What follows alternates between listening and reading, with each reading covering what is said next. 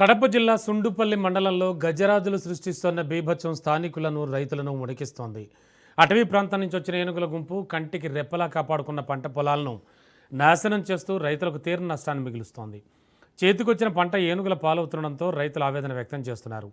పంట పొలాల్లోకి ఏనుగులు రాకతో ప్రజలు ప్రాణభయంతో గడుపుతున్నారు. ఈ సమాచారం అందుకున్న అటవీశాఖ అధికారులు వెంటనే అప్రమత్తమయ్యారు. ప్రత్యేక బృందాలతో గాలింపు చేపట్టి ఆ గజరాజులను సురక్షితంగా అడవిలోకి పంపించేందుకు తీవ్రంగా శ్రమిస్తున్నారు. ప్రాణ ఆస్తి నష్టం జరగకుండా అధికారులు చర్యలు చేపడుతున్నారు.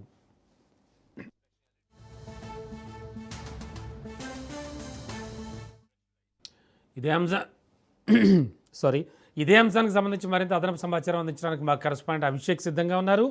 అభిషేక్, గజరాజుల గుంపు మొత్తం పంట పొలాలను ధ్వంసం చేస్తోందంటున్నారు. అటవీశాఖ అధికారులు ఏం చెప్తున్నారు, ఎలాంటి జాగ్రత్తలు చెప్తున్నారు, అలాగే వాటిని తొలగించడానికి కానీ వాటిని పారద్రోలడానికి కానీ ఏమైనా చర్యలు చేపడుతున్నారా? మన కడప జిల్లా టీ సుండుపల్లి మండలానికి సంబంధించి అటవీ ప్రాంతంలో ఏదైతే శివారు ప్రాంతాలు ఉన్నాయో అక్కడ గజరాజుల విధ్వంసం గత వారం రోజులుగా కొనసాగుతున్నట్లు సమాచారం ఉంది. అయితే వారం రోజుల నుంచి అటవీ శాఖ అధికారులు పూర్తిగా దీనికి సంబంధించి ప్రజలను అప్రమత్తం చేసే కార్యక్రమాలు అయితే చేస్తూ ఉన్నారు. ఏవైతే గజరాజులు దగ్గర 10 నుంచి 12 గజరాజులు ఉన్నాయో వాటి యొక్క ఆచూకీ కనుక్కోవడానికి ఈ రోజు ఉదయం తెల్లవారి ప్రాంతంలో డ్రోన్ విజువల్స్ ద్వారా వాటి యొక్క నిర్ధారణ స్పష్టంగా చేశారు అటవీ శాఖ అధికారులు. అయితే ఉన్న ఉద్యానవన పంటలు అన్నింటినీ గత వారం రోజులుగా ఏదైతే శివారు ప్రాంతాలు సుండుపల్లి మండలానికి సంబంధించిన నగరి, అదేవిధంగా ఇటువంటి ప్రాంతాల్లో శివారు ప్రాంతాల్లో ఉన్న అటవీ ప్రాంతంలో ఉన్న అన్ని ఉద్యానవనాలని పూర్తిగా ధ్వంసం చేస్తూ అక్కడ ఉన్న మోటార్లను సైతం పూర్తిగా ధ్వంసం చేస్తూ విధ్వంసాన్ని సృష్టించాయి గజరాజులను స్పష్టంగా చెప్పుకోవాలి.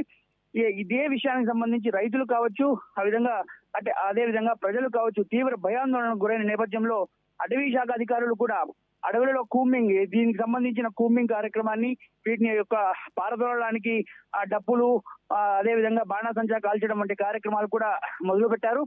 అయితే ముఖ్యంగా అటవీ శాఖ అధికారులు స్పష్టంగా ప్రజలకు తెలియజేస్తున్నారు. ముఖ్యంగా రాత్రి ప్రాంతాల్లో అటవీ వైపుకు ఎవరు వెళ్లకుండా ఉండండి, అదేవిధంగా పంటల వద్దకు కూడా వెళ్లకుండా ఉండాలని జాగ్రత్తలు వాళ్ళు సూచిస్తూ ఉన్నారు.